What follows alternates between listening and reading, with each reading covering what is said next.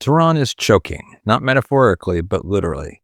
Thick smog fills the air, contributing to an estimated 27 pollution-related deaths every day.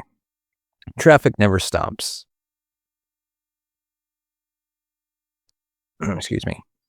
Engines in a city swollen to nearly 14 million inhabitants. Beneath their feet, the ground is collapsing into exhausted aquifers. In several districts, the terrain is fading more than 25 centimeters every year, cracking roads and buildings as the earth dries and collapses. At the same time, dozens of seismic fault lines cut beneath the capital. Scientists warn of a 90% chance that a magnitude 6 or greater earthquake will strike. There's also a real possibility of an even larger event, one powerful enough to flatten neighborhoods in a heartbeat. People acknowledge the predictions, but they shrug. They continue driving through gridlock. Iran's leaders now have an answer. They propose to build an entirely new capital city from scratch, far to the south of the barren Makran Coast near the Arabian Sea. A clean start, a gleaming metropolis rising from the desert sands. On paper, it all seems rather ambitious, doesn't it? But in reality, it collides with rather inhospitable terrain. The Makran Coast is a remote, semi-desert region infamous for harsh conditions. Alexander the Great once barged his army through the very area more than 2,000 years ago. Losing vast numbers to unrelenting heat and scarcity, water remains limited. Summer temperatures can fry an egg on the pavement. Still, officials insist this represents Iran's future. They argue Tehran's problems just can't be solved, and relocation might ease at least a few of them. Yet, once the surface of the plan is scratched, politics, money, and military interests appear far more influential than environment planning. This is where the story begins to unravel. Iran's capital is a city under relentless pressure. Nearly 14 million residents fill its streets and neighborhoods, creating endless congestion and suffocating air quality. A heavy haze often settles over the city, trapping toxins that aggravate lungs, reduce visibility, and make every breath a health hazard. Efforts to control emissions have failed to keep pace with the sheer volume of vehicles and industries assaulting the city's air. Beneath the surface, the picture is equally alarming. Tehran has drawn heavily from its aquifers, and decades of overuse have caused widespread land subsidence. Certain districts are literally sinking, roads are buckling, buildings cracking, and entire neighborhoods are slowly tilting as the ground collapses into hollow layers. These things cannot be reversed with time. Once the earth caves in, the damage is permanent. The city also lies on a network of seismic fault lines. Geologists have calculated a high probability that a magnitude 6 earthquake will strike the region. Some models place a chance above 90% in the coming decade. A stronger quake could prove catastrophic, flattening large sections of Tehran within minutes, and hospitals, schools, and housing blocks built with adequate seismic protection would likely collapse. The human toll of such an event could be unimaginable. Beyond geology and pollution, Tehran struggles with an infrastructure that has been stretched far beyond its original design. The water, power, and transport networks are constantly pushed past capacity. Furthermore, routine outages, bursted pipes, and traffic paralysis erode public confidence in the city's resilience. For many leaders, these converging crises present an existential challenge. They argue that relocation may provide the only path to preserve continuity of governance. From this perspective, the proposal for a new capital appears less like a bold ambition and more like a reluctant necessity. The Makran Coast stretches along southeastern Iran, facing the Arabian Sea. It is a harsh, semi-desert landscape where rugged hills drop suddenly into the water. Here, rainfall is limited, vegetation is sparse, and summer heat can reach dangerous extremes. Yet the coastline holds one of Iran's most strategic geographic positions. At its center is the port of Chabahar, a facility long courted by international investors as a potential gateway for trade routes linking Central Asia South Asia, and the Middle East. The Makran Corridor provides the country with direct access to deep water shipping lanes without relying on the congested Strait of Hormuz, a point of vulnerability in regional security. Iran's leaders described the region as a blank slate for an entirely new economic vision. They argued that a relocated capital here would anchor a maritime economy built around trade, shipping, and logistics. Infrastructure projects already underway include rail links from Chabar to the national network are presented as the foundations of a wider transformation. Supporters claim that a thriving capital on the Makran Coast would connect Iran more firmly to Indian Ocean commerce and reduce dependence on landlocked routes to the north. By tying the heart of government to the seacoast, officials hope to project both strength and openness in equal measure. History, however, reminds observers of the unforgiving nature of the Makran environment. More than 2,000 years ago, as we said, Alexander the Great marched his exhausted army through the same region. His forces were decimated by thirst, heat, and brutal terrain.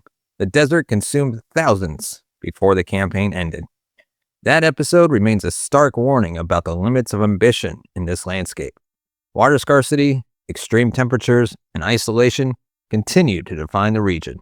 The government may pitch the Makran Coast as a destiny, but history tells a very different story, one where survival itself has often been a victory.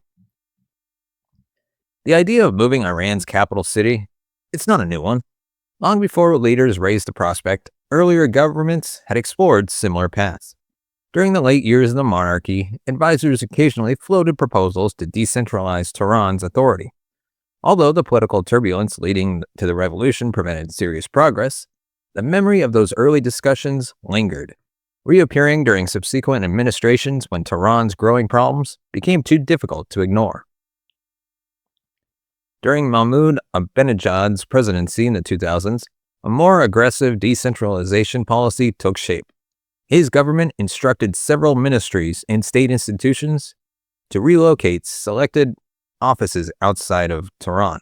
The stated goal was to reduce pressure on the capital while stimulating smaller cities with new economic activity. In practice, the initiative caused confusion, delays, and rising costs. Many employees resisted relocation. The infrastructure outside Tehran proved inadequate, and the result was disruption without meaningful relief for the capital. The experiment was quietly scaled back, leaving behind skepticism about any larger relocation scheme. Later, during Hassan Rouhani's presidency, Parliament went further and passed legislation requiring feasibility studies for moving the capital entirely. Committees were formed, consultants were consulted, and official deadlines were set, but momentum faded, and the studies were never completed. Political divisions, budget shortfalls, and competing national priorities drained attention from the project. What remained was another unrealized attempt, reinforcing the perception that the concept repeatedly resurfaces during moments of stress, but rarely advances beyond discussion. Behind the cycle of proposals are competing political currents that shape every national decision. Reformists frequently describe relocation as a pragmatic response to environmental dangers, pointing to subsidence, pollution, and seismic risk as evidence that Tehran cannot remain the sole center of power. Conservatives and their allies in the Islamic Revolutionary Guard Corps emphasize strategic benefits and economic opportunities. Relocation would create massive construction contracts, new infrastructure projects, and a chance for the Guard's sprawling business empire to expand its influence.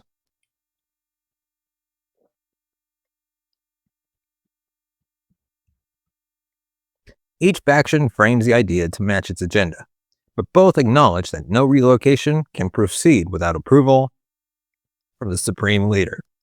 That approval remains the decisive barrier in Iran's system. The supreme leader's consent transforms proposals into policy, while his silence reduces them to pipe dreams. Until that authority provides explicit endorsement, relocation will remain an idea suspended between ambition and impossibility.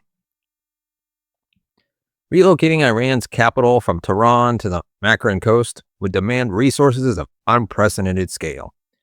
Feasibility councils created under recent administrations have studied options, but their work has rarely advanced beyond exploratory reports.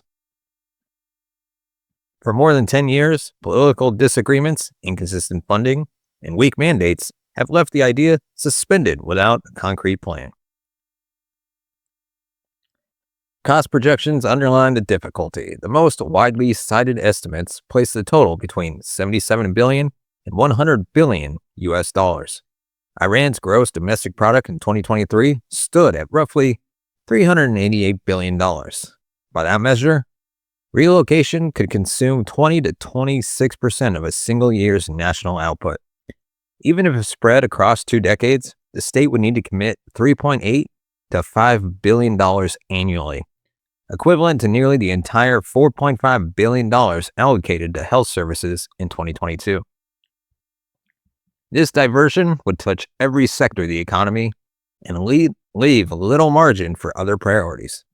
Time presents another obstacle. Iranian analysts have warned that construction might stretch to close to 100 years if handled with current resources.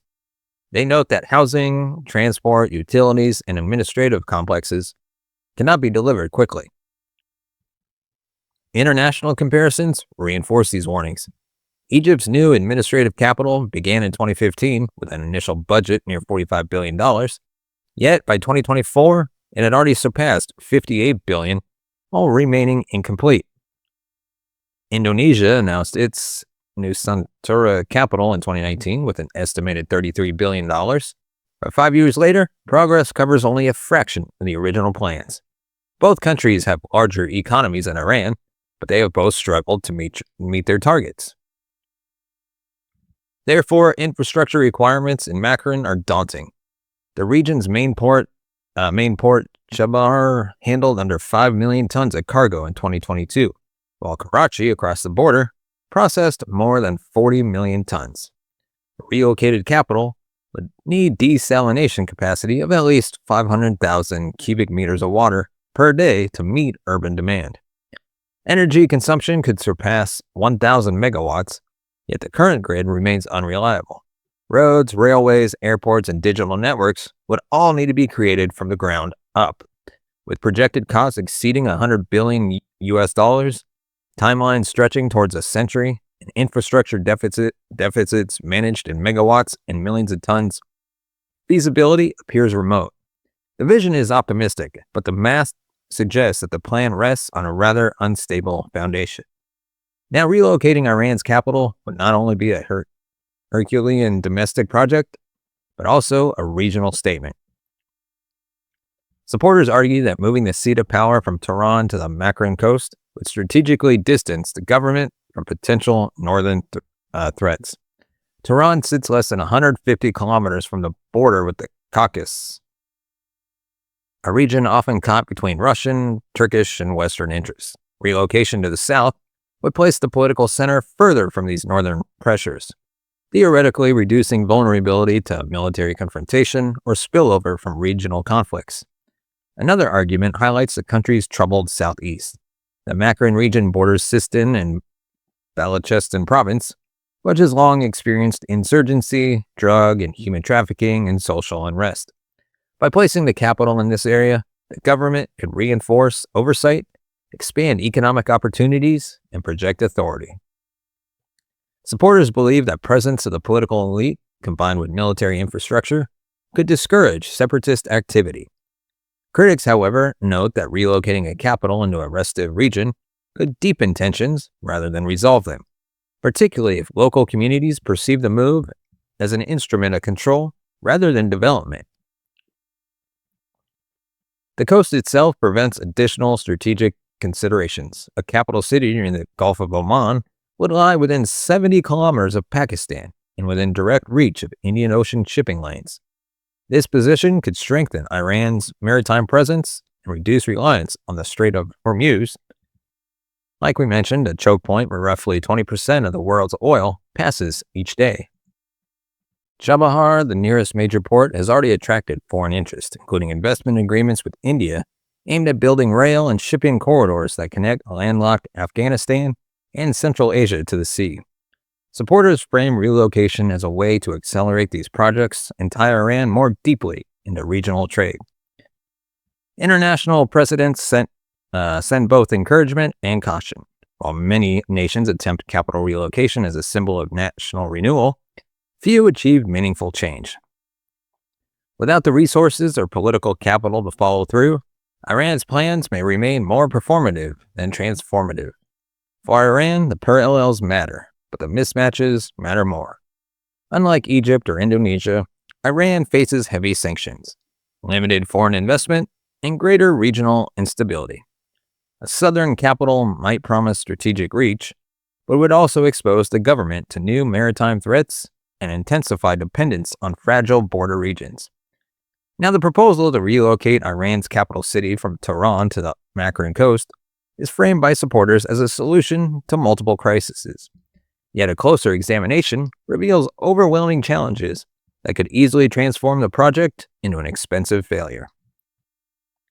The combination of sanctions, limited resources, climate pressures, and political divisions create obstacles at nearly every level. Even if the vision appears persuasive on paper, the realities of cost, infrastructure, population displacement, and factional politics paint a far less promising picture. The cost of building a new capital city has been estimated at upwards of $100 billion US. But such numbers often represent conservative projections. Major projects in Iran frequently exceed budgets by wide margins, and international comparisons reveal similar patterns.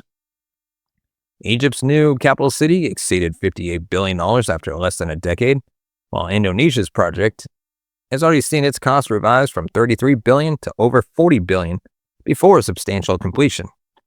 And yes, Iran's economy is under far greater strain than Egypt or Indonesia. Iran already struggles to maintain education budgets, healthcare funding, and infrastructure upgrades. Diverting funds to a capital project risks further deterioration in essential services. The opportunity cost of neglecting Tehran's current problems while chasing a new vision could weaken both the old and the new capital simultaneously. Sanctions exacerbate the financial risk. International investors remain hesitant, foreign loans are restricted, and access to global city markets is constrained. Without outside financing, the project would rely on domestic revenues, already strained by inflation and currency volatility.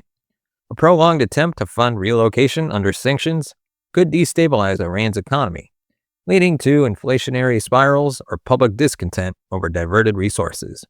And even if funding were secured, the Makran Coast presents severe environmental and infrastructural challenges.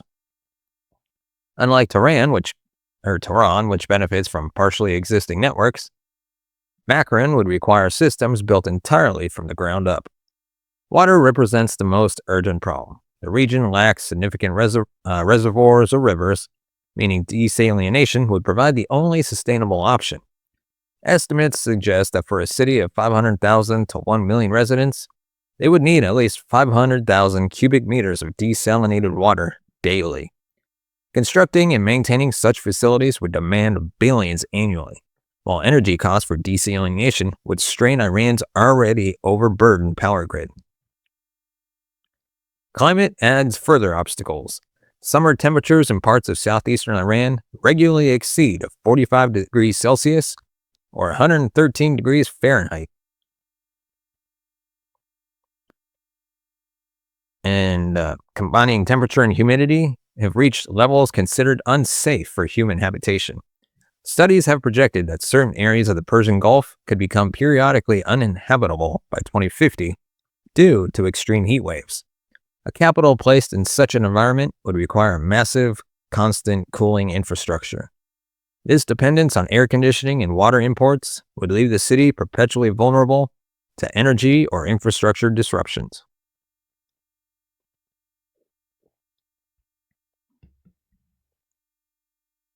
Connectivity compounds the challenge. The Makran region currently lacks highways, modern rail, or airports capable of supporting sustained capital activity. The nearest port handled fewer than 5 million tons of cargo in 2022, while Tehran's region is integrated into networks moving tens of millions of tons annually. Rebuilding this logistical base in the south would take decades and drain resources away from other sectors of the economy. Relocating a capital does not only involve buildings and infrastructure, it involves people. Tehran is home to nearly 14 million residents, with over 9 million in the city proper. Moving ministries and government institutions would mean relocating hundreds of thousands of civil servants along with their families.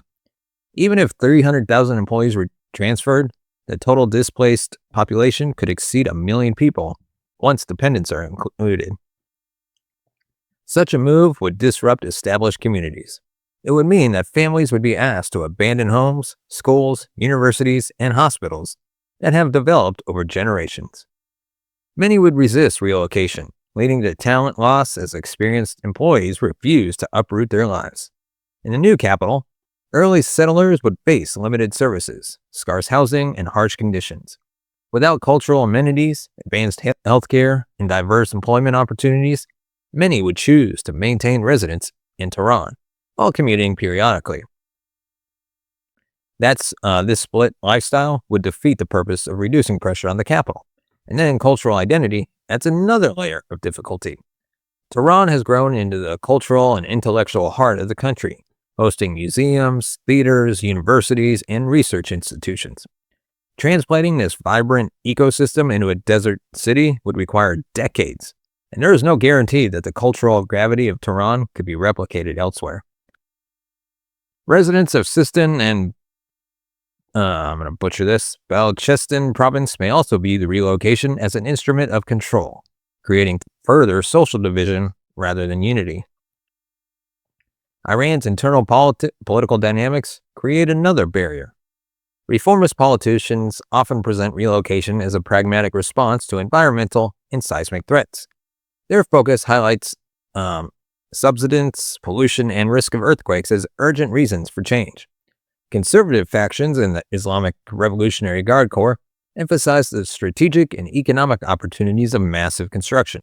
For the Guard, contracts linked to infrastructure and security would offer expansion of influence and revenue streams. These divergent motivations risk producing a fractured project. Reformists may push for environmental safeguards and urban resilience, while conservatives may prioritize military presence and economic control. If compromises fail, the result could be a city built for competing agendas rather than coherent governance. Ultimately, the project cannot proceed without the approval of the supreme leader. His endorsement remains the decisive condition for moving forward. And even if granted, shifting political winds could stall further progress. Future administrations may lack enthusiasm or face new economic constraints, leaving a partially constructed city abandoned. This political uncertainty compounds financial, environmental, and social risks, increasing the likelihood of failure. Specialists inside and outside Iran have offered pointed perspectives on the question of capital relocation. Among seismologists, the most urgent warnings had come from experts such as Bahram Kashe, one of Iran's most prominent earthquake researchers. He stated for decades that Tehran faces a very high likelihood of a destructive event, with fault lines surrounding the city on multiple sides. He has emphasized that a major earthquake is a matter of when rather than if. His predictions underline the argument that Tehran remains unsafe for a population of more than 13 million. For seismologists, relocation is not a luxury. It's a potential safeguard against a potentially catastrophic loss of life. Urban planners, however, frame the debate rather differently. Several officials have noted that relocating the capital may only create new vulnerabilities while failing to address existing urban decay. They argue that Tehran still holds infrastructure and cultural assets that cannot easily be replicated in a desert environment. Perspectives published in local outlets stress that money spent on Makran could instead be directed towards upgrading Tehran's housing stock, expanding metro lines, and retrofitting hospitals. From this angle, investment in resilience and renovation provides greater benefits for residents than starting over from scratch. Strategic analysts bring another dimension. Some argue that moving to Makran could reinforce Iran's maritime posture and oversight of sensitive provinces. Others caution that a southern capital would expose the government to naval threats and international pressure near the Indian Ocean. They note that the decision carries not only financial consequences, but also military and diplomatic ones. Regional experts warn that ambitious projects often fail when political symbolism outweighs practical design. The chorus of voices demonstrates that even among specialists, consensus remains elusive, with each field highlighting distinct risk. Iran's leaders present relocation as a grand solution to the crises pressing Iran. On paper, the vision promises safety from earthquakes, relief from smog, and a bold entrance into maritime trade.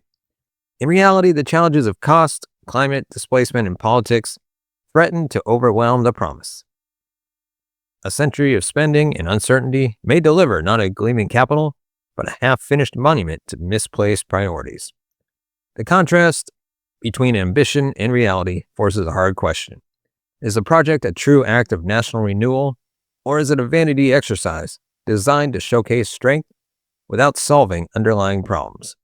A new capital may indeed rise on the southern coast, but the key question remains unanswered. Will it become the secure lifeline that Iran desperately needs, or will it stand as a mirage in the desert, glittering in splendor but hollow in function?